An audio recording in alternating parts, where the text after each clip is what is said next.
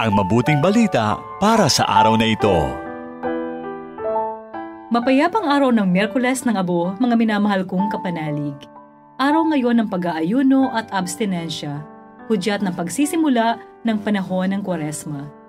Tayong mga binyagang Katoliko, nagpapahid ng abo sa ating noo bilang tanda ng ating pananampalataya sa mabuting balita ng ating Panginoon.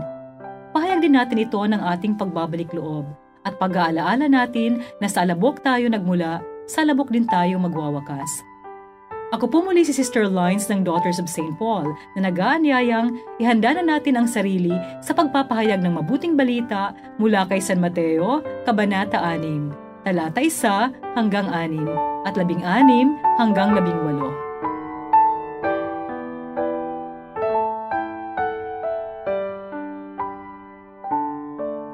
Sinabi ni Jesus sa kanyang mga alagad, mag-ingat na hindi maging pakitang tao lamang ang inyong mabubuting gawa. Kung ganito ang gagawin niyo, wala na kayong gantimpala sa inyong amang nasa langit.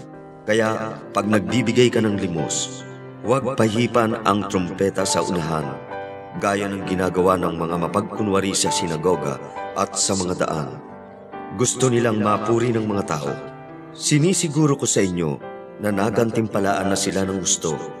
Kaya kung ikaw naman ang magbibigay ng limos, huwag ipaalam sa iyong kaliwang kamay ang ginagawa ng iyong kanang kamay, at mananatiling lihim ang iyong paglilimos, at ang iyong amang nakakakita sa mga lihim ang siyang gagantimpala sa iyo.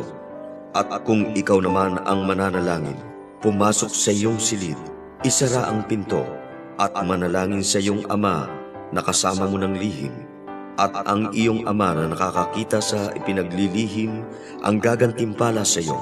Kung ikaw naman ang mag-aayuno, maghilamos at ayusin ang sarili, sapagkat hindi ka nag-aayuno na pakitang tao lamang, kundi para sa iyong amang nakakakita sa lahat, at gagantimpalaan ka ng iyong amang nakakakita sa lahat ng lihim. Magandang araw po muli mga kaibigan. Ako po si Brother Vince Aureliano ng Society of St. Paul. Ang pagninilay po ay hango sa sulat ni Brother Micah Competente ng Society of St. Paul. Ngayong Miyerkules ng Abo, hindi lamang panlabas o panandali ang marka ng abo ang ating ipapahid sa ating mga noo, kundi isa itong katibayan ng pagnanais na magbalik loob sa piling ng Diyos.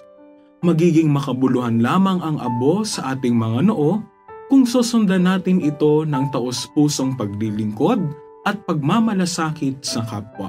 Sa kabilang banda, pinag-iingat din tayo ni Jesus tungkol sa mga pakitang taong kawang-gawa, yung tipong gumagawa ng mabuti para mapansin lang ng iba. Sa madaling salita, ginagawang teatro o palabas ang kanilang pagtulong sa kapwa.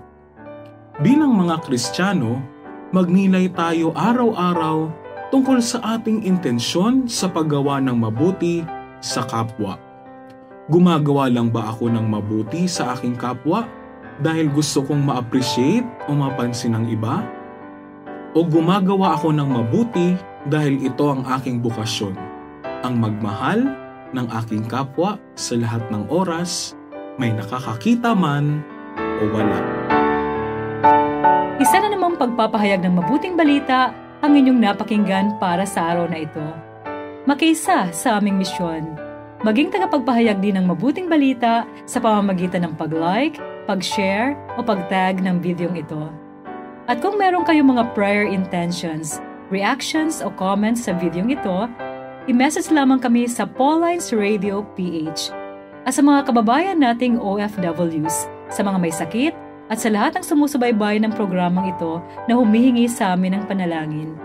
Asahan po ninyong ipinagdarasal namin sa Diyos ang inyong mga kahilingan. Muli, maraming salamat. Ako ay Sister Lines ng Daughters of St. Paul na nag-iiwan sa inyo ng mga katagang walang kasalanang hindi kayang patawarin ng Diyos kung lubos natin itong pagsisisihan at hihingi ng tawad. Magbalik loob tayo sa Kanya. Ang mabuting balita para sa araw na ito ay hatid sa inyo ng Paulines Radio.